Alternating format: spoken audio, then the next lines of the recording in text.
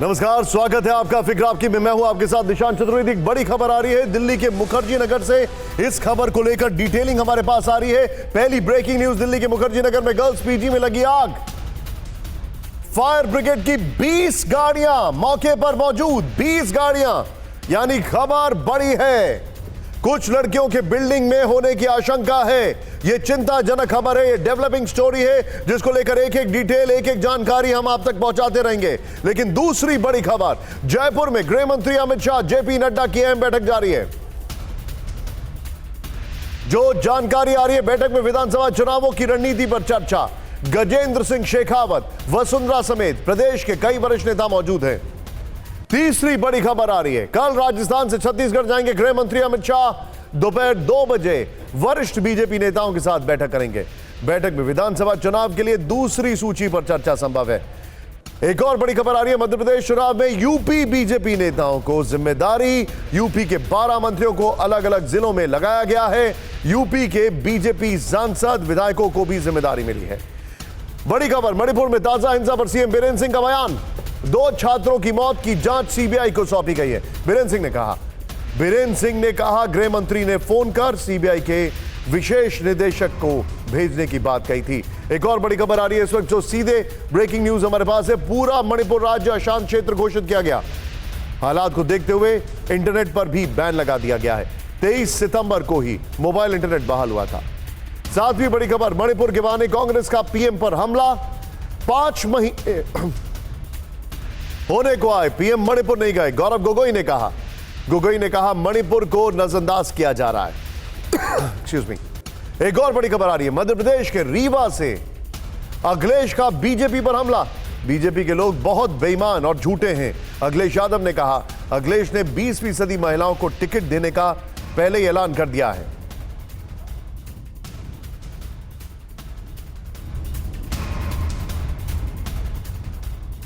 एक और बड़ी खबर आ रही है, पंजाब में कल से किसानों का रेल रोको आंदोलन। कल से 3 दिन तक 12 स्थानों पर आंदोलन होगा। बाढ़ से नुकसान पर वित्तीय मदद, एमएसपी पर कानूनी गारंटी की मांग है। इन सभी खबरों के बाद अब सीधे आपको लेकर चलते हैं और देखना जरूरी है कि आज हमारे कर्टन रेजर में कौन कौन सी वो खबरें हैं जो सुर्खियों में हैं। पहली बड़ी खबर आपको बता दें कि आज आपके लिए जो चीजें हम सामने लेकर आए हैं, उत्तर कोरिया में रूसी विमान युद्ध का कौन कौन सा सामान लेकर पहुंचा है। क्या चौथा फ्रंट खुलने के संकेत मिलने लगे हैं? चौथा हम क्यों कह रहे हैं, बाकी 3 फ्रंट क्या हैं, सारी डिटेलिंग हम आपको देंगे। इस सब के बीच में एक और बड़ी खबर आ रही है, शुक्र है भारत के पास, इसरो है। क्या चंद्रयान सूर्ययान के बाद मिशन शुक्रयान शुरू होने वाला है। तीसरी खबर, इस्कॉन को लेकर मेनका गांधी ने ऐसा क्या कह दिया कि बवाल मच गया। सनसनीखेज बयान से कैसे छिड़ा सनातनी घमासान, जरूर देखिएगा। चौथी खबर है, खालिस्तानी आतंकी निज्जर पर बड़ा खुलासा हुआ है। कनाडा में 50 गोली चलाने वाले मास्टरमाइंड का पता चल चुका है। और 5वीं खबर, जाति जनगणना कराने वाले जाति पर लड़ गए। लालू की पार्टी में ठाकुर बनाम ब्राह्मण की जंग दिखाएंगे आपको।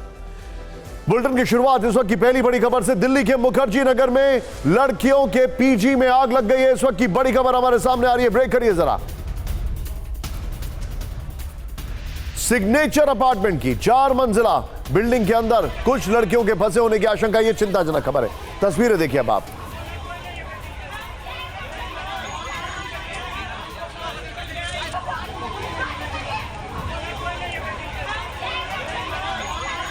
यह इस वक्त की बड़ी खबर है। पुनीत शर्मा हमारे सहयोगी इस वक्त हमारे साथ है। पुनीत, एक एक डिटेल दीजिए जरा।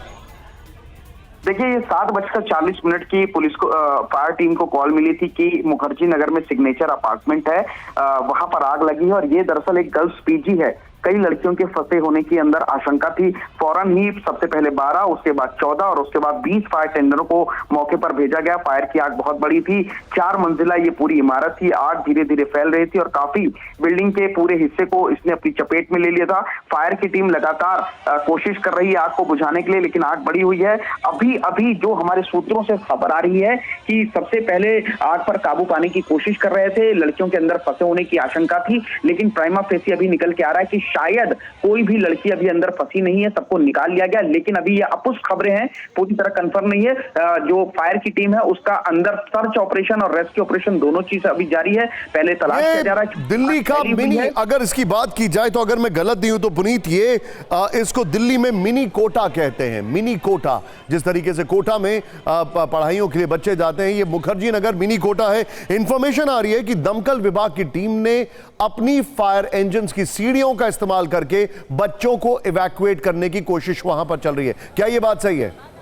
जी बिल्कुल सही बात है। चूंकि आग की शुरुआती खबर में फायर की टीम मौके पर पहुंची थी, कई लोगों के अंदर फंसे होने की चीजें थी, लोगों को तुरंत बाहर निकाला गया था। उसके बाद ये था, चूंकि आग काफी ज्यादा फैल चुकी थी और बिल्डिंग 4 मंजिला है, कई लोगों के फंसे होने की आशंका थी। तो जो फायर की टीम थी उसने आग बुझाने के साथ साथ पूरी बिल्डिंग को अपनी जो बड़ी मशीनें हैं और एयरलिफ्ट मशीनें हैं उनके जरिए पूरा चेक किया है। अभी अभी ये खबर आ रही है कि शायद अंदर अब कोई भी नहीं फंसा, लेकिन बिल्डिंग में अभी भी आग लगी हुई है और बिल्डिंग की आग को बुझाने का काम जारी है जब तक पूरी तरीके से आग बुझ नहीं जाती है। और इसमें पूरी शुक्रिया जानकारी के लिए। हमारे दर्शकों को यह बताना अति आवश्यक है हमारे लिए कि जो आप हादसा देख रहे हैं, इसी वजह से बकायदा हाईकोर्ट की तरफ से ये दिल्ली नगर निगम की तरफ से एक्शन लिया गया है और वहां पर 20 कोचिंग सेंटर को सील कर दिया गया है कुछ ही घंटे पहले, बल्कि 1-2 दिन की अगर बात की जाए तभी, क्योंकि मुखर्जी नगर में 583 कोचिंग सेंटर हैं, जिनमें से सिर्फ 67 के पास फायर एनओसी है। इसीलिए ऐसी घटनाएं होती हैं। फिक्र आपकी में अगली खबर दुनिया की चिंता बढ़ा सकती है। रूस यूक्रेन के बीच पिछले 1.5 साल से जंग चल रही है। आज ही रूसी कब्जे वाले डोनेट्स्क पर सुबह 30 मिनट में कई बार शेलिंग की गई है। यूक्रेनी फोर्सेस ने क्लस्टर बम से अटैक किया गया है। 24 घंटे में डीपीआर में 14 बार यूक्रेन का हमला हुआ। ये देखिए, ये लाइटनिंग शेल से अटैक किया जा रहा है। 24 घंटे में 35 तरह के हथियारों का अटैक किया गया है। जवाबी हमले में रूस ने यूक्रेन को भारी नुकसान पहुंचाने का दावा किया है। रूस ने कहा है कि उसके हमले में अब तक 83,000 से अधिक यूक्रेनी सैनिक मारे जा चुके हैं। सिर्फ काउंटर ऑफेंसिव के दौरान, काउंटर ऑफेंसिव जब से शुरू हुई है तब से 83,000 सैनिक मारे जा चुके हैं यूक्रेन के। सितंबर के महीने में 17,000 यूक्रेनी सैनिकों के मारे जाने का दावा किया गया। खबर यह भी है कि रूस विध्वंसक लड़ाई की तैयारियों में जुटा है। सितंबर के महीने तक 3,25,000 सैनिकों की भर्ती की है। हर दिन सेना में करीब 1,500 लोग शामिल हो रहे हैं। जाहिर है युद्ध की आग आने वाले कई महीनों तक बुझने वाली नहीं है। लेकिन इस बीच युद्ध का दूसरा फ्रंट आर्मेनिया और अजरबैजान के बीच खुल चुका है। यहां कई दिनों से जंग हो रही है। नारगानो काराबाग में अजरबैजान का कब्जा हो चुका है। इसके बाद यहां से हजारों लोग पलायन को मजबूर हैं। जो इंफॉर्मेशन आ रही है, आर्मेनिया अजरबैजान में यकीन मानिए 100 किलोमीटर लंबी लाइनें लगी हुई हैं वहां पर गाड़ियों की, जो लोग वहां पे भागने की कोशिश कर रहे हैं। तीसरा फ्रंट अफ्रीकी देशों में खुलता जा रहा है, जहां से नाइजर से अब फ्रांस ने पूरा विड्रॉ कर लिया है। आपको याद होगा, हमने आपको सबसे पहले बताया था कि यहां नाइजर देश में तख्तापलट हो चुका है। नाइजर के बाद गैबोन में भी तख्तापलट हुआ है। सूडान में आपको बताया था क्या हालात हैं। माली में आपको बताया था क्या हालात हैं। बुर्किना फासो में हालात बड़े खराब हो चुके हैं। यानी एक और फ्रंट है। लेकिन आज की फिक्र बढ़ाने वाली खबर यह नहीं है, बल्कि कोरियाई प्रायद्वीप में क्या कुछ खतरनाक हो रहा है, इस पर हमारी रिपोर्ट है। क्योंकि यहां से युद्ध का चौथा फ्रंट खुलने के संकेत मिलने लगे हैं। उत्तर कोरिया और नॉर्थ कोरिया एक दूसरे को परमाणु युद्ध की धमकी दे रहे हैं, तो कोरियाई प्रायद्वीप में रूस के सीक्रेट विमान ने लैंडिंग करके तनाव को और बढ़ा दिया। ये रिपोर्ट देखिए।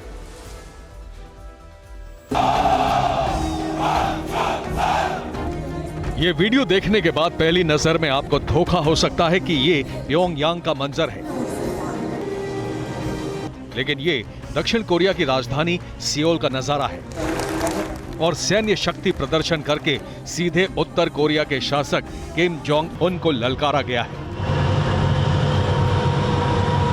साउथ कोरिया में 10 साल में पहली बार मिलिट्री परेड हुई। इसमें 7,000 सैनिकों ने हिस्सा लिया। 300 अमेरिकी सैनिक शामिल हुए। 340 हथियारों की नुमाइश लगी। दक्षिण कोरिया के राष्ट्रपति यू सुक योल ने इसके बाद किम को सीधी चेतावनी दी, परमाणु हथियार उत्तर कोरिया की सुरक्षा गारंटी नहीं है। उत्तर कोरिया परमाणु हथियारों का प्रयोग करने से बचे। परमाणु हथियार चलाया तो हम नामो निशान मिटा देंगे। दक्षिण कोरिया यूएस सैन्य गठबंधन किम का शासन खत्म कर देगा।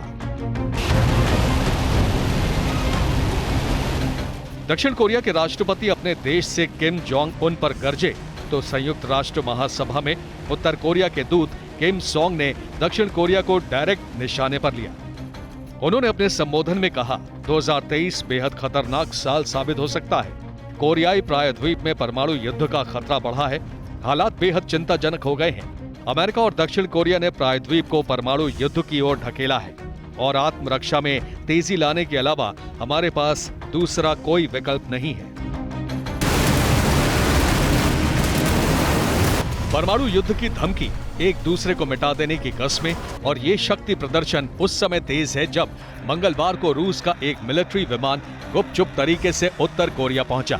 मॉस्को से उड़ान भरते हुए सी ऑफ जापान के रास्ते प्योंगयांग में लैंड हुआ। रूस इस विमान का इस्तेमाल सैन्य कामों में करता है। हैरानी यह है कि आमतौर पर रूसी विमान चीनी एयर स्पेस का इस्तेमाल करते हैं, लेकिन इस बार उसने नॉर्थ कोरिया जाने के लिए सीधा रास्ता नहीं लिया। रूस ने ऐसा क्यों किया, ये सोचकर ही दक्षिण कोरिया, जापान और अमेरिका सब बेचैन हैं।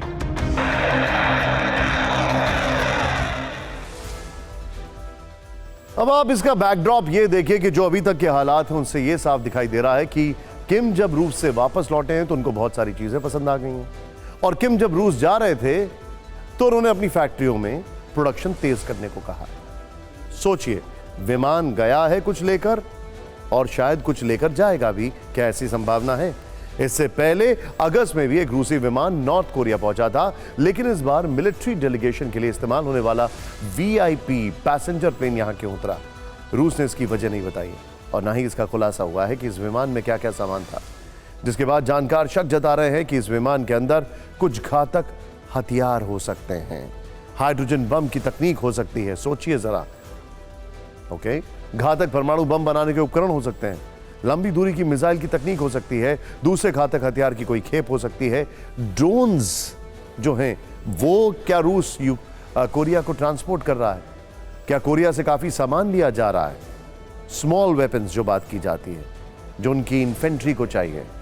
रक्षा मामलों के जानकार ऐसा दावा क्यों कर रहे हैं, इसकी ठोस वजह है। ये तस्वीरें आपको ध्यान होंगी, ये देखा चंद रोज पहले की है। तब किम जोंग 10 से 18 सितंबर के बीच रूस की यात्रा पर गए। रूस की मिसाइल और फाइटर जेट फैक्ट्री का दौरा किया था। पुतिन से द्विपक्षीय वार्ता में हाईटेक हथियार खरीदने की इच्छा जताई थी। उससे भी पहले की बात करें तो जुलाई के महीने में रूसी रक्षा मंत्री सर्गेई शोइगु नॉर्थ कोरिया के दौरे पर थे। तब भी दोनों देशों में सैन्य मदद को लेकर बातचीत हुई थी। ऐसे में अब रूस ने अगर उत्तर कोरिया को परमाणु बम से जुड़ी कोई मदद पहुंचाई है तो पुतिन एक तरह से इस क्षेत्र में अमेरिका को अप्रत्यक्ष चेतावनी दे रहे हैं और रूस की इन कोशिशों से कोरियाई प्रायद्वीप में परमाणु युद्ध का खतरा बढ़ सकता है। धरती पर कई देशों के बीच जारी तनाव के बाद बात करते हैं पृथ्वी से करीब 6 करोड़ 10 लाख किलोमीटर दूर एक ऐसे ग्रह की जो इसरो का नया मिशन है। अगर हम कहें कि शुक्र है, भारत के पास इसरो है, तो इसमें हैरानी नहीं होनी चाहिए, बल्कि आपको जानकर खुशी होनी चाहिए कि चंद्रयान, सोचिए जरा, चंद्रयान यहां पर, ये जो आप देख रहे हैं मेरे आगे, सूर्ययान के बाद मिशन शुक्रयान में जुट गया है भारत। वो दिन दूर नहीं जब भारत के महान वैज्ञानिक इस ग्रह पर बड़ी खोज करके पूरी दुनिया को चौंका सकते हैं। 140 करोड़ हिंदुस्तानियों को गर्व महसूस कराने वाली यह रिपोर्ट देखिए।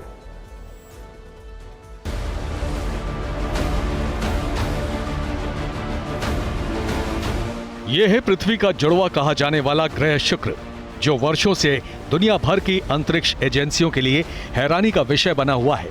यहां माहौल कैसा है, यहाँ का वातावरण जहरीला क्यों है, ये सब कुछ जानने के लिए और शुक्र ग्रह के हर राज से पर्दा उठाने के लिए इसरो मिशन शुक्रयान शुरू करने वाला है। इसरो चीफ एस सोमनाथ ने मिशन शुक्रयान की घोषणा तो पिछले साल ही कर दी थी, लेकिन एक दिन पहले उन्होंने दिल्ली के एक कार्यक्रम में इस पर बात आगे बढ़ाते हुए लोगों में कौतूहल पैदा कर दिया। We have a lot of missions in the conceptual phase. We want to do mission to Venus, which is already configured. The payloads are already developed. You know, Venus is very interesting planet again. It also has atmosphere. ISRO chief के बयान से साफ है कि भारत का अगला mission अब शुक्र ग्रह है। इसके लिए पेलोड्स तैयार कर लिए गए हैं। ऐसी खबरें हैं कि इसमें 18 पेलोड्स लगाए जा सकते हैं। हालांकि इस पर फाइनल फैसला बाद में लिया जा सकता है। लेकिन खबरें ये भी हैं कि ये असल में एक ऑर्बिटर मिशन होगा। इसकी लाइफ 4 साल होगी। इस दौरान इसरो का स्पेसक्राफ्ट ग्रह पर जो सोलर विंड आता है उसकी स्टडी करेगा। वीनस पर उस सोलर विंड का क्या प्रभाव होता है ये पता करेगा। And it is full of acids, and you cannot even penetrate the surface. And the top of the atmosphere is full of clouds. You don't know whether there is a hard surface on the Venus yet. So a lot of scientific research has come how to go to Venus. Why we are trying to understand all of this? Because Earth could be one day Venus. I don't know. शुक्र ग्रह का वायुमंडलीय दबाव पृथ्वी से 100 गुना अधिक है।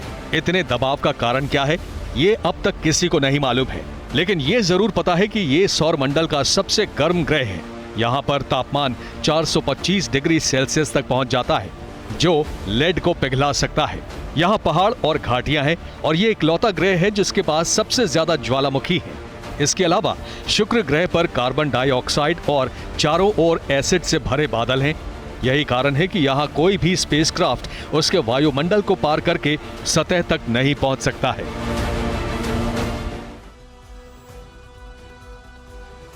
शुक्र पर एक दिन की अवधि पृथ्वी के 243 दिनों के बराबर है। शुक्र उल्टी दिशा में घूमता है, यानी शुक्र पर सूरज पश्चिम में उगता है और पूर्व में अस्त होता है। शुक्र ग्रह तक सूरज की रोशनी पहुंचने में करीब 6 मिनट लगते हैं। इस ग्रह पर सबसे ऊंचा पहाड़ मैक्सवेल मॉन्टेज है। इसकी ऊंचाई माउंट एवरेस्ट की ऊंचाई के लगभग बराबर है। यहाँ एसिड वाले बादलों के बीच 350 किलोमीटर प्रति घंटे की रफ्तार से जहरीली हवाएं चलती हैं। यहाँ सल्फ्यूरिक एसिड की बारिश होती है और यहाँ चांद की तरह छोटे छोटे गड्ढे यानी क्रेटर नहीं है। इस ग्रह पर जीवन की संभावना फिलहाल ना के बराबर है। लेकिन सवाल है कि इसरो को फिर इस मिशन में जरूरत या इच्छा क्यों दिखाई दे रही है, क्यों उनमें इंटरेस्ट दिखा रहे हैं वो। असल में पृथ्वी और शुक्र दोनों के आकार और घनत्व में समानता है। ऐसा माना जाता है कि पृथ्वी पर भी हालात एक दिन शुक्र ग्रह जैसे हो सकते हैं। इसके बारे में पहले से सटीक जानकारी होगी तो हजारों साल बाद पृथ्वी के बिगड़े हालात में बदलाव लाया जा सकता है। वैसे भारत में मिशन शुक्रयान का आइडिया पहली बार साल 2012 में आया था। माना जा रहा है कि इसरो का यह मिशन बहुत जल्द शुरू हो सकता है। हालांकि इसकी तारीखों का ऐलान नहीं हुआ है। वैसे शुक्र ग्रह को लेकर दुनिया भर की दिलचस्पी कितनी है, अब आपको यह जानकारी भी दे देते हैं। पहली बार सोवियत संघ ने साल 1961 में वेनेरा 1 मिशन भेजा, जो रास्ते में संपर्क टूटने की वजह से फेल हो गया। इसके बाद अमेरिका ने मैरिनर 1 मिशन भेजा, यह भी नाकाम रहा।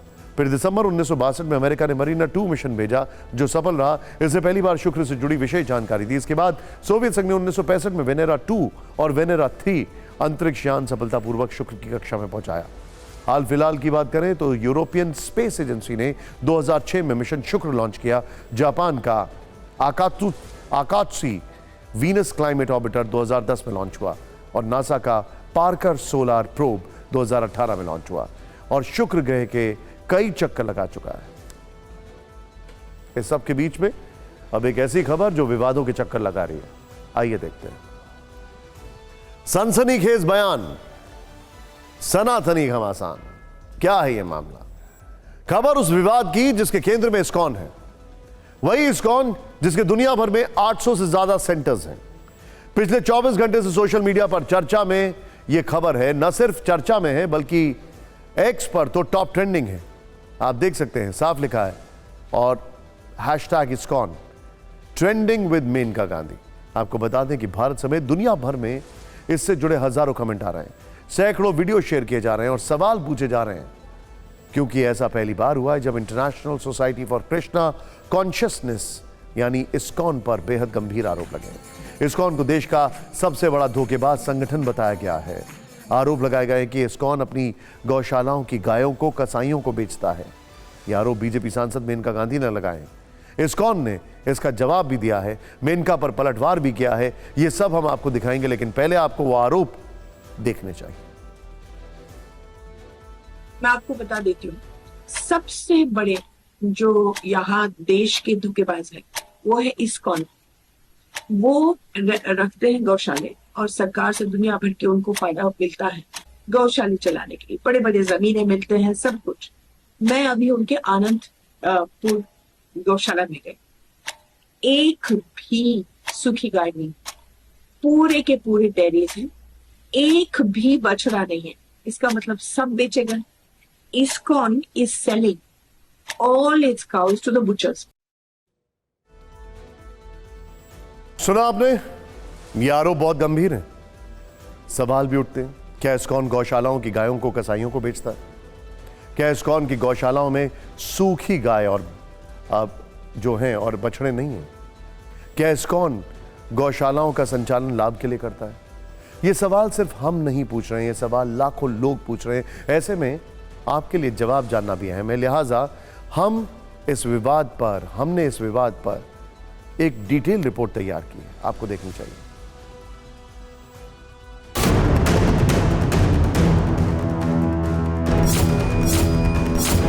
सबसे बड़े जो यहाँ देश के धोखेबाज है वो है ISKCON। पहले तो है जो सड़क पर जाकर के हरे राम हरे कृष्णा करते हैं,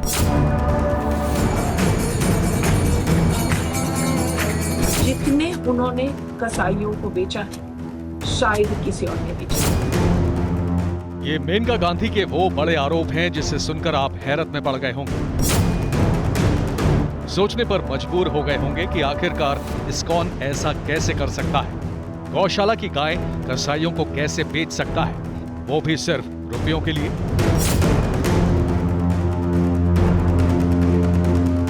लेकिन मेनका गांधी का दावा है कि ISKCON ये सब कर रहा है, और इस बात का अंदाजा उन्हें तब हुआ जब उन्होंने आंध्र प्रदेश के आनंदपुर में ISKCON गौशाला का दौरा किया। मैं अभी उनके आनंदपुर गौशाला में गई, एक भी सूखी गाय नहीं, पूरे के पूरे डेयरीज हैं, एक भी बछड़ा नहीं है। इसका मतलब सब बेचे गए। ISKCON is selling all its cows to the butchers. Maneka Gandhi यही नहीं रुकी, उन्होंने ISKCON पर भी बड़ा हमला बोला। पहले तो है जो सड़क पर जाकर के हरे राम हरे कृष्णा करते हैं, हाँ, और कहते हैं दूध दूध दूध दूध पर उनकी पूरी जीवन है। जितने उन्होंने कसाईयों को बेचा है शायद ही किसी और ने बेचा। तो अगर ये कर सकते हैं तो बाकियों का क्या होगा? ISKCON ने भी मेनका गांधी के हर आरोपों पर डिटेल में जवाब दिया है और तीखा पलटवार भी किया है। पहले ISKCON का जवाब सुनिए। श्रीमती मेनका गांधी जी के सभी झूठे गलत बयानों को ISKCON खंडन करता है। ये बिल्कुल गलत है, गलत है, गलत है। और जिस अनंतपुर गौशाला की बात करते हैं उस पर 240 ऐसी गायें हैं प्रभु जी जो कि दूध देती ही नहीं, उनकी भी सेवा हम कर रहे हैं। 76 बैल हैं, उनकी भी सेवा कर रहे हैं।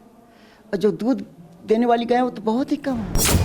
ISKCON कम्युनिकेशन के डायरेक्टर ब्रजेंद्र नाथ दास ने मेनका गांधी को चुनौती भी दी है। उन्होंने कहा कि देश भर में ISKCON की 60 गौशालाएं हैं, अगर वो चाहें तो सभी को जाकर देख लें। कहीं नहीं गई, इसका हमारे पास तो कोई जो स्थानीय हमारे गौशाला के निरीक्षक उनको तो पता भी नहीं कब गई क्या गई, ये भी कंफ्यूजन है, राइट। लेकिन पूरे भारतवर्ष में ISKCON की 60 गौशालाएं हैं, है ना। आप आइए देखिए। इस पूरे विवाद पर ISKCON की तरफ से प्रेस रिलीज भी जारी किया गया है जिसमें मेनका गांधी को शुभचिंतक बताया गया है। साथ ही उनके बयान पर हैरानी भी जताई गई है। अब इस पूरे मामले में राजनीति शुरू हो गई है। मेनका गांधी के बयान पर अखिलेश यादव ने निशाना साधा है। सोशल मीडिया प्लेटफॉर्म X पर उन्होंने लिखा है कि बीजेपी ने पहले राधा स्वामी सत्संग को निशाना बनाया और अब कृष्ण के उपासकों पर कसाईयों को गाय बेचने का आरोप लगा रहे हैं। उन्होंने आखिर में यह भी लिखा है कि दुनिया भर के ISKCON के अनुयायी इससे दुखी हैं। आपको यह जानकर हैरानी होगी कि पूरी दुनिया में ISKCON के करोड़ों फॉलोअर्स हैं जो भगवान कृष्ण की भक्ति के लिए जाने जाते हैं। पूरी दुनिया में मौजूद करोड़ों कृष्ण भक्तों के लिए ही ISKCON ने करीब 800 सेंटर खोल रखे हैं। इनमें करीब 500 मंदिर विदेशों में हैं और करीब 250 से 300 मंदिर भारत में मौजूद हैं, जहां सुबह शाम श्री कृष्ण की आराधना होती है। और अब खबर खालिस्तान की। कनाडा में बैठकर भारत विरोधी साजिश रचने वाले खालिस्तान का खेल अब खत्म होने वाला है। नेशनल इन्वेस्टिगेशन एजेंसी NIA ने इसके खिलाफ एक्शन शुरू कर दिया है। इसके तहत आज एजेंसी ने देश के 7 राज्यों में छापेमारी की। अलग अलग टीमों ने 53 जगहों पर खालिस्तानी आतंकी और गैंगस्टर गठजोड़ के खिलाफ रेड की। छापेमारी में खालिस्तानी आतंकी अर्शदीप डल्ला के पंजाब और अन्य राज्यों में नेटवर्क को खंगाला जा रहा है। पंजाब में डल्ला के करीबियों पर स्ट्राइक की गई। कुछ लोगों को गिरफ्तार करने की भी खबर है। अब आपको बताते हैं कि कौन कौन से राज्यों में एनआईए ने छापेमारी की, कहां कितनी जगहों पर एक्शन हुआ।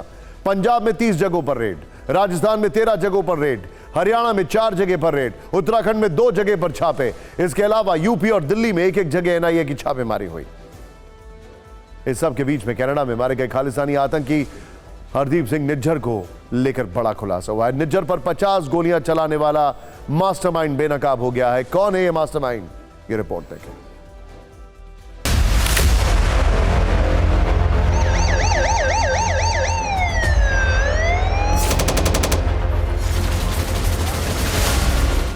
खालिस्तानी आतंकी हरदीप सिंह निज्जर को किसने मारा? इस सवाल का जवाब अब मिल चुका है। निज्जर हत्याकांड के मास्टरमाइंड का पता चल चुका है। वो मास्टरमाइंड कोई और नहीं बल्कि पाकिस्तानी खुफिया एजेंसी आईएसआई है। आईएसआई ने निज्जर को क्यों मारा? मीडिया रिपोर्ट्स के मुताबिक आईएसआई ने सुपारी किलर के जरिए निज्जर को मौत के घाट उतरवाया। दरअसल आईएसआई निज्जर पर पिछले 2 साल में कनाडा पहुंचे गैंगस्टर्स का पूरी तरीके से सहयोग करने का दबाव डाल रही थी। निज्जर इसके लिए तैयार नहीं था। उसका झुकाव खालिस्तान के पुराने नेताओं के प्रति था। खुफिया एजेंसियों के सूत्रों का मानना है कि आईएसआई को जब लगा कि निज्जर बात नहीं मान रहा है तो ये डबल क्रॉस साजिश रची गई। भाड़े के हमलावरों के जरिए निज्जर की गोली मारकर हत्या करवा दी गई। आईएसआई के इस पूरे खेल का मकसद भारत कनाडा के रिश्तों को बिगाड़ना है। निज्जर की हत्या के बाद अब आईएसआई उसके रिप्लेसमेंट की तलाश कर रही है। आईएसआई कनाडा में भारत विरोधी खालिस्तान समर्थकों का एक बड़ा जलसा भी निकालने की तैयारी कर रही है। इस बीच भारतीय विदेश मंत्री एस जयशंकर ने कनाडा को कड़ा जवाब दिया है। न्यूयॉर्क में मंगलवार को संयुक्त राष्ट्र महासभा में बोलने के बाद उन्होंने एक कार्यक्रम में हिस्सा लिया। यहाँ उन्होंने कहा कि भारत ने कनाडा से कह दिया है कि ऐसा काम करना सरकार की नीति नहीं है। One, we told the Canadians that this is not the government of India's policy.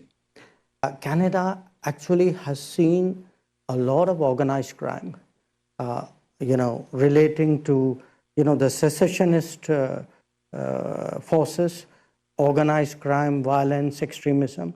They're all very, very deeply mixed up.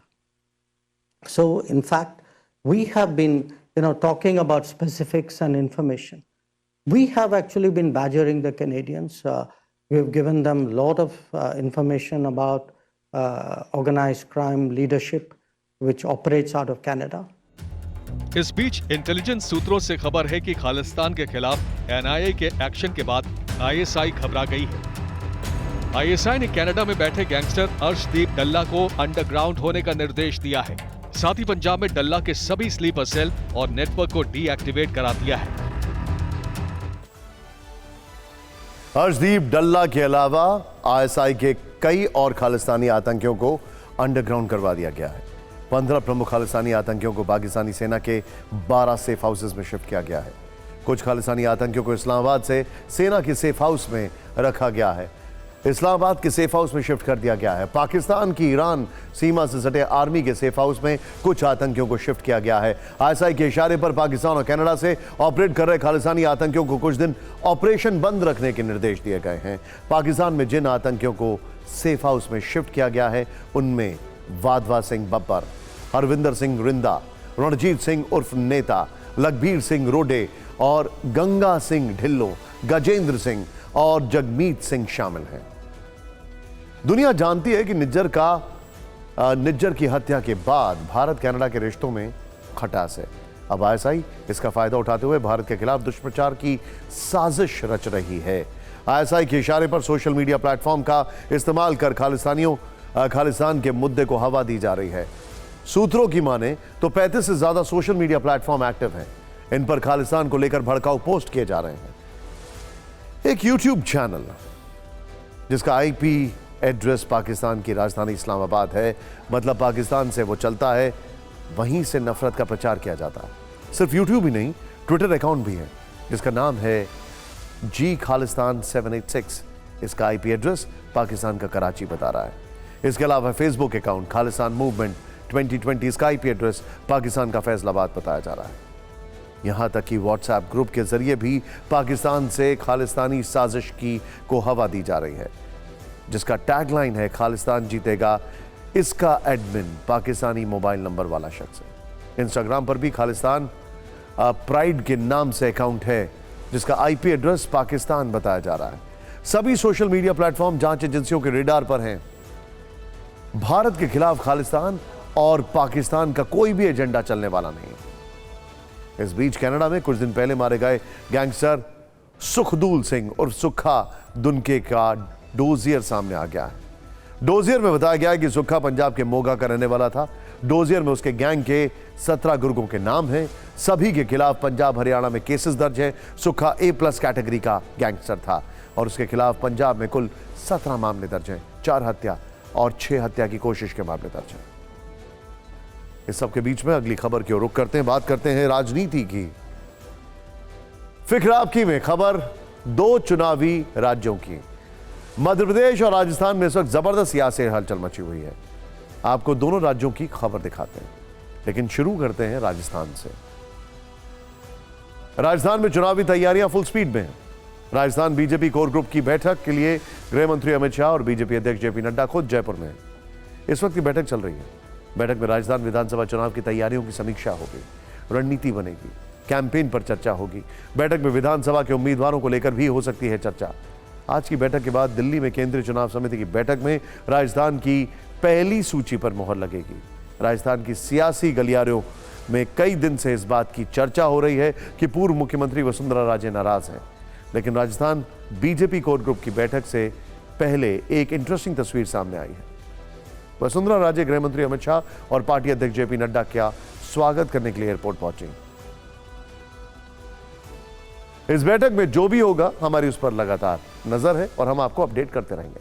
लेकिन बैठक से पहले राजस्थान को लेकर एक बड़ी खबर आई है। कल हमने आपको बताया था कि बीजेपी मध्य प्रदेश वाला फॉर्मूला राजस्थान में भी आजमाने की तैयारी कर रही है। आज TV9 भारद्वाज संवाददाता आनंद पांडे ने इसे लेकर एक और खबर दी है। सूत्रों से मिली जानकारी के मुताबिक केंद्रीय जल शक्ति मंत्री और जोधपुर से सांसद गजेंद्र सिंह शेखावत, केंद्रीय कानून मंत्री और बीकानेर से सांसद अर्जुन राम मेघवाल को विधानसभा चुनाव में उतारा जा सकता है। इसी के साथ जयपुर ग्रामीण से सांसद राजवर्धन सिंह राठौर और राजसमंद से सांसद दिया कुमारी को विधानसभा चुनाव लड़वाया जा सकता है। बीजेपी ने केंद्रीय मंत्रियों और सांसदों को विधानसभा चुनाव लड़ने को अपना विनिंग फॉर्मूला बनाया है, तो कांग्रेस इस पर सवाल उठा रही है। किस तरह इसे लेकर राजस्थान में राजनीति शुरू हुई, आपको दिखाते हैं। वो उनके दल के असमंजस को दर्शाता है कि केंद्रीय बीजेपी और राज्य बीजेपी में कोई संपर्क ही नहीं है, कोई संवाद ही नहीं है। हमारे पार्टी की संस्कृति होती है कि हम अपने राज्य के नेताओं को महत्व देते हैं, उनकी राय लेते हैं और उनके साथ हम मिलकर काम करते हैं। मध्य प्रदेश में दिखाता है कि दाएं हाथ बाएं हाथ के बीच में कोई वार्तालाप नहीं, केंद्र और राज्य भाजपा के बीच में पूरी तरह प्रकार से एक दरार आ चुकी है। केंद्रीय मंत्री को नहीं उतार रही है, भारतीय जनता पार्टी अपने कार्यकर्ताओं को उतार रही है। अपने कार्यकर्ता का जहां जैसा उपयोग है उस दृष्टिकोण से उपयोग करना, मुझे लगता है कि इसमें कांग्रेस पार्टी को पेट में क्यों दर्द हो रहा है, इसका कोई कारण मुझे समझ में नहीं आता। सवाल यह है कि बीजेपी इस फॉर्मूले को क्यों अपना रही है। इसकी 5 बड़ी वजह बताई जा रही है। राजस्थान में लोकसभा की एक सीट में औसतन 7 से 8 विधानसभा सीट है। बीजेपी के रणनीतिकारों को लगता है कि अगर सांसद को विधानसभा सीट से उतारा गया तो इसका प्रभाव आसपास की इन 7 से 8 विधानसभा सीटों पर भी होगा, दूसरी सीटों पर भी माहौल बनेगा। बीजेपी की रणनीति हर सीट पर मजबूत उम्मीदवार उतारने की भी है। सूत्रों के मुताबिक इसकी वजह से बीजेपी ने हर सीट पर होमवर्क किया। बीजेपी कद्दावर चेहरों को चुनाव में उतारकर कार्यकर्ताओं में जोश भरना चाहती है, जिससे चुनाव कैंपेन में धार आए। बीजेपी ने मंत्रियों और सांसदों को टिकट देकर यह संदेश भी दिया है कि सीएम पद को लेकर विकल्प खुला है। ऐसे में अगर इन सांसदों के क्षेत्र और जिले में बीजेपी अच्छा प्रदर्शन करती है तो इनके लिए सीएम की दावेदारी मजबूत हो जाएगी। 2024 से पहले की लड़ाई को बीजेपी सेमीफाइनल मान रही है। इसीलिए वो हर सीट पर अपने सबसे मजबूत नेताओं को उतारना चाहती है। इसका एक मकसद यह भी है कि इससे बीजेपी को कांग्रेस पर मनोवैज्ञानिक बढ़त मिलेगी। यह तय है कि राजस्थान में बीजेपी की ओर से कोई मुख्यमंत्री का चेहरा नहीं होगा। पार्टी सामूहिक नेतृत्व और पीएम मोदी के चेहरे को लेकर चुनाव मैदान में उतरेगी। केंद्रीय मंत्रियों और सांसदों को विधानसभा चुनाव में उतारने का फॉर्मूला मध्य प्रदेश से आया है, लेकिन इसे लेकर मध्य प्रदेश में घमासान शुरू हो गया है।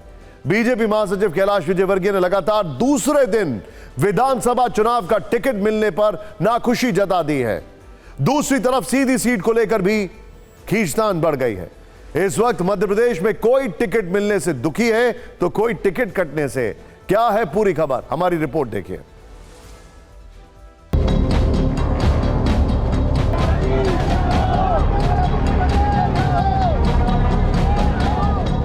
नेताजी परेशान रहते हैं कि किसी तरह चुनाव में टिकट मिल जाए, लेकिन मध्य प्रदेश में बीजेपी ने टिकट बंटवारे में जो सरप्राइज दिया, उसके बाद नेताजी इस बात से परेशान हैं कि उन्हें टिकट मिल गया है। मैं सच कह रहा हूं, मैं गणेश जी की तरफ हाथ करके कह रहा हूं, पार्टी ने टिकट जरूर दे दिया मुझे, पर अंदर से खुश नहीं। ये कैलाश विजयवर्गीय का दुख है, जो उन्होंने समर्थकों के सामने खुलकर जाहिर कर दिया।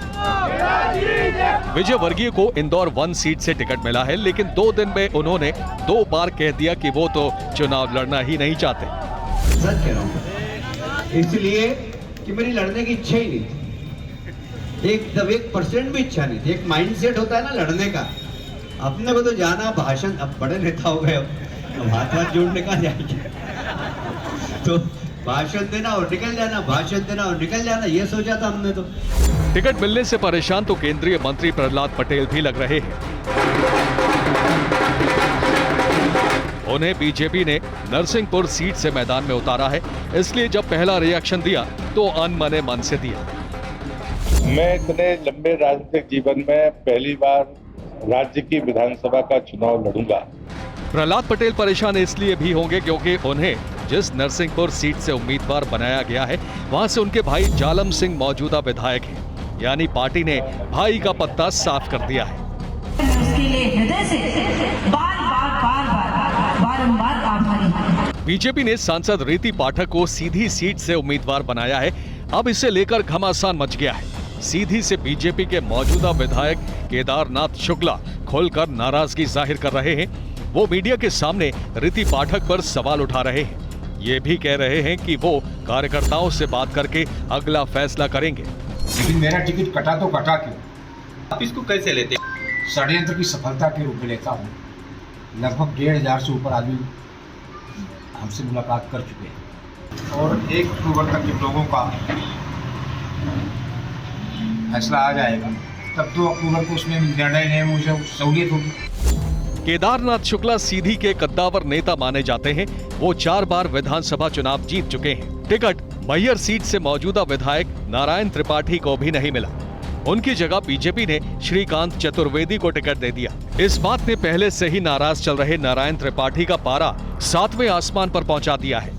सांसद विधानसभा का चुनाव लड़ेंगे और विधायक सरपंच का फिर चुनाव लड़ने लगे। युवा राष्ट्र, युवा देश की कल्पना करने वाले इन बुजुर्गों को लोकसभा से विधानसभा भेज रहे हैं। इसके लिए मैं उनको बधाई और धन्यवाद देता हूँ। जिस तरह के तेवर नारायण त्रिपाठी दिखा रहे हैं, उससे एक बात तो साफ लग रही है कि वो बीजेपी छोड़कर नई राह पकड़ेंगे। देखने वाली बात ये होगी कि वो निर्दलीय लड़ते हैं या फिर किसी पार्टी में शामिल होंगे। टिकट को लेकर घमासान कांग्रेस में भी मचा है। इसी वजह से कांग्रेस अभी तक मध्य प्रदेश और राजस्थान में उम्मीदवारों की कोई लिस्ट जारी नहीं कर पाई है। अब कांग्रेस नेता गौरव गोगोई के बयान से हलचल और बढ़ गई है, क्योंकि उन्होंने कहा है कि इस बार टिकट का सिर्फ एक पैमाना होगा, जिताऊ उम्मीदवार। कांग्रेस कैसे टिकट का बंटवारा करने वाली है, आपको एक रिपोर्ट के जरिए हम आपको दिखाते हैं। बीजेपी के मध्य प्रदेश वाले फॉर्मूले ने कांग्रेस के अंदर भी हलचल तेज कर दी है। टिकट की आस में बैठे उम्मीदवारों की बेचैनी ये सोचकर बढ़ गई है कि कहीं पार्टी अपनी रणनीति ना बदल दे। सब जानना चाहते हैं कि आखिर कांग्रेस टिकट बंटवारे के लिए क्या फॉर्मूला अपनाने वाली है। TV9 भारतवर्ष संवाददाता कुमार विक्रांत ने यही सवाल कांग्रेस नेता और राजस्थान में स्क्रीनिंग कमेटी के चेयरमैन गौरव गोगोई से पूछा। हमारा फॉर्मूला एक ही है, विनेबिलिटी, और इसी फॉर्मूला के साथ हम सीट बाय सीट हम मूल्यांकन कर रहे हैं। और मैं लगभग 2 बार होके भी आया हूं, मैं काफ़ी संतुष्ट हूं और मुझे लगता है कि आने वाले समय में हमारी स्थिति और भी अच्छी होने जा रही है। सूत्रों के मुताबिक उम्मीदवारों के चयन में कांग्रेस काफी माथापच्ची कर चुकी है। कांग्रेस के रणनीतिकार सुनील कोनुगोलू की टीम ने अपने सर्वे में पार्टी आलाकमान को बताया है कि राजस्थान में कुछ विधायकों और मंत्रियों के खिलाफ जबरदस्त एंटी इनकम्बेंसी है। कोनुगोलू ने करीब 50% मौजूदा विधायकों की टिकट काटने की सलाह दी है। संवाददाता कुमार विक्रांत ने सोर्सेज के आधार पर जानकारी दी है कि मुख्यमंत्री अशोक गहलोत ऐसे विधायकों के टिकट काटने के खिलाफ हैं जिन्होंने उनकी सरकार बचाने में मदद की थी। इसके बजाय वो उन विधायकों के टिकट कटवाना चाहते हैं जो बगावत करके गुरुग्राम चले गए थे। यानी गहलोत की टेढ़ी नजर सचिन पायलट समर्थक विधायकों पर है। सूत्र ये भी बता रहे हैं कि इसी खींचतान की वजह से उम्मीदवारों की लिस्ट जारी होने में देरी हो रही है। पार्टी ने ऐलान किया था कि राजस्थान में उम्मीदवारों की पहली सूची सितंबर के पहले हफ्ते में जारी हो जाएगी। सितंबर खत्म होने वाला है, पर टिकट की आस लगाए लोगों का इंतजार खत्म नहीं हो रहा।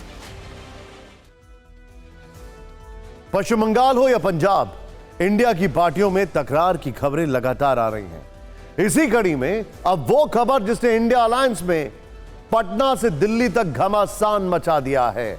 अब तक ऐसी अटकलें लग रही थी कि नीतीश कुमार और आरजेडी के बीच में सब कुछ ठीक ठाक नहीं है, लेकिन इस बार लालू यादव की पार्टी के अंदर ही हंगामा खड़ा हो गया है। ताजा विवाद के पीछे पार्टी सांसद मनोज झा का वो भाषण है जो उन्होंने महिला आरक्षण बिल पर चर्चा के दौरान राज्यसभा में दिया था। उन्होंने ओम प्रकाश वाल्मीकि की कविता को सुनाते हुए ठाकुरों का जिक्र किया और अपने अंदर के ठाकुर को मारने की अपील की थी। इसी टिप्पणी को लेकर बाहुबली नेता आनंद मोहन समेत उनके आरजेडी विधायक बेटे चेतन आनंद ने मनोज झा के खिलाफ मोर्चा खोल दिया। चेतन आनंद ने फेसबुक लाइव के साथ मनोज झा पर हमला करते हुए एक्स हैंडल पर लिखा, हम ठाकुर हैं, सबको साथ लेकर चलते हैं। समाजवाद में किसी एक जाति को टारगेट करना समाजवाद के नाम पर दोगलापन के अलावा कुछ नहीं है। जब हम दूसरों के बारे में गलत नहीं सुन सकते तो अपने ब्रैकेट में उन्होंने लिखा ठाकुरों पर अभद्र टिप्पणी बिल्कुल नहीं बर्दाश्त करेंगे, अनकोट। हालांकि आरजेडी के नेता मनोज झा के साथ आरजेडी मनोज झा के साथ पूरी तरह खड़ी हुई है। उनके वीडियो को ट्वीट करते हुए राज्यसभा में दिए गए भाषण की तारीफ की, उसे दमदार, शानदार और जानदार बताया। साथ ही विरोध करने वालों को शब्दों की मर्यादा में रहने की नसीहत दी है। और ये जो दोगलापंथी है समाजवाद के नाम पे, इसको हम लोग बर्दाश्त नहीं करते हैं। हम उनमें से नहीं है जो चूड़ी पहन करके साइड में बैठ जाएं और चुपचाप तमाशा जो है देखते रहें। आप आइए, बोल दीजिए ठाकुरों के बारे में एक पोयम पढ़ दीजिए और हम लोग चुपचाप बैठ जाएं। ये सब हम लोग से बर्दाश्त नहीं होने वाला है।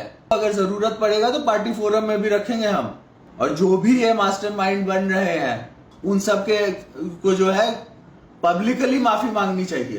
अतीत में जो हालात गांव और कस्बों में जो दबंगई था, जो अधिनायकवाद था, उसके खिलाफ जो कविता लिखी गई थी, उसी कविता का उन्होंने पाठ किया था। उसको जात से कैसे जोड़ सकते हैं?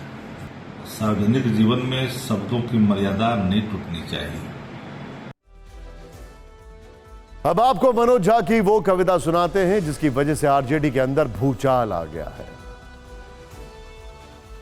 चूल्हा मिट्टी का, मिट्टी तालाब की, तालाब ठाकुर का, भूख रोटी की, रोटी बाजरे की, बाजार खेत का, खेत ठाकुर का, बैल ठाकुर का, हल ठाकुर का, हल की मूठ पर हथेली अपनी, फसल ठाकुर की, कुआं ठाकुर का, पानी ठाकुर का, खेत खलिहान ठाकुर के, गली मोहल्ले ठाकुर के, फिर अपना क्या, गांव, देश, शहर। और मैं फिर से क्लैरिफाई करता हूं, वो ठाकुर मैं भी हूं, वो ठाकुर संसद में है, वो ठाकुर विश्वविद्यालयों में है, वो ठाकुर विधायिका को कंट्रोल करता है। इस ठाकुर को मारो जो हमारे अंदर है।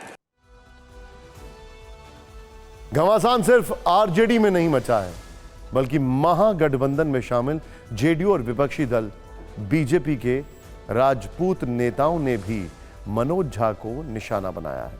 इस पर हमने एक रील तैयार की है। बैल ठाकुर का, हल ठाकुर का।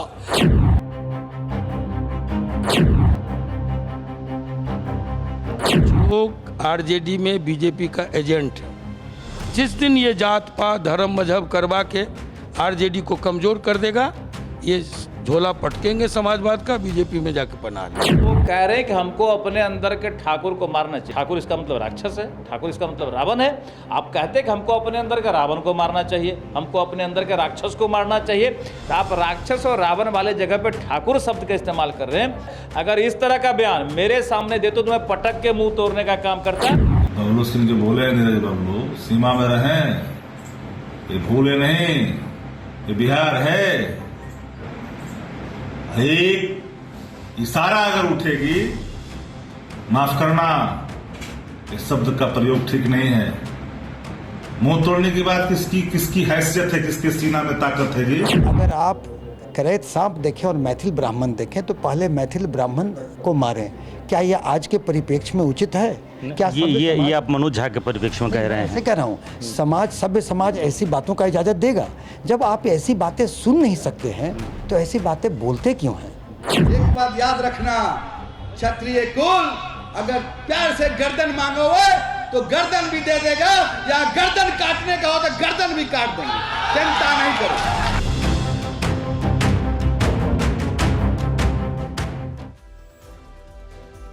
राजनीति में टाइमिंग अहम होती है, इसीलिए एक सवाल है कि मनोज झा ने राज्यसभा में चर्चा के दौरान 21 सितंबर को कविता पढ़ी तो ये इतने दिनों के बाद बयानबाजी और हंगामा क्यों हुआ? इसके बारे में कहा जा रहा है कि बीते दिनों दिल्ली में आनंद मोहन सिंह की किसी पार्टी के बड़े नेता से मुलाकात हुई है। इस मुलाकात के बाद माफिया आनंद मोहन सिंह के विधायक पुत्र का खून खौलने लगा है। वैसे भी चुनाव नजदीक हैं, वो नेताओं के मन डोलने में कुछ नया नहीं। आइए अब सबके बीच में देखते हैं क्या है देश की और खबरें टॉप 9 में। दिल्ली के मुखर्जी नगर में लगी भीषण आग से लड़कियों के पीजी में मची अफरा तफरी। दमकल की 20 गाड़ियों ने आग पर काबू पाया। राजधानी दिल्ली के ही नंदनगरी में युवक की पीट कर हत्या। युवक को लोगों ने चोर समझकर खंबे से बांधकर लाठियों से पीटा। हरियाणा के कुरुक्षेत्र में 9वीं कक्षा के छात्र पर हुआ हमला। लाठी डंडे से किया गया वार। हमले का सीसीटीवी वीडियो आया सामने। पंजाब के मोहाली में केमिकल फैक्ट्री में लगी भीषण आग में 7 से 8 लोग झुलसे। दमकल विभाग की टीम को आग बुझाने में घंटों मशक्कत करनी पड़ी। उत्तर प्रदेश के गाजियाबाद में गणपति विसर्जन के दौरान हंगामा। ट्रैक्टर ड्राइवर ने बाइक को सड़क पर रौंदा। गुस्साए लोगों ने ट्रैक्टर सवार को पीटा। उत्तर प्रदेश के अमेठी में संजय गांधी अस्पताल को लेकर हंगामा जारी। आज भी गौरीगंज इलाके में मशाल जुलूस निकालकर किया गया विशेष प्रदर्शन, विरोध प्रदर्शन। बिहार के जमुई में दिखा अजीब नजारा। सर्कल ऑफिसर के ड्राइवर ने पीड़ित के कंधे पर बैठकर किया निरीक्षण। 2 किलोमीटर दूर गाड़ी में बैठे रहे अधिकारी। महाराष्ट्र के नासिक में चार्जिंग में लगे मोबाइल में हुआ धमाका। पड़ोसियों के घर की खिड़की और कार के शीशे तक टूटे। 3 लोग घायल। मणिपुर के इम्फाल में प्रदर्शन करने वालों पर छोड़े गए आंसू गैस के गोले। काफी संख्या में महिलाएं भी आगे बढ़ती दिखीं। पुलिस बल ने रोका।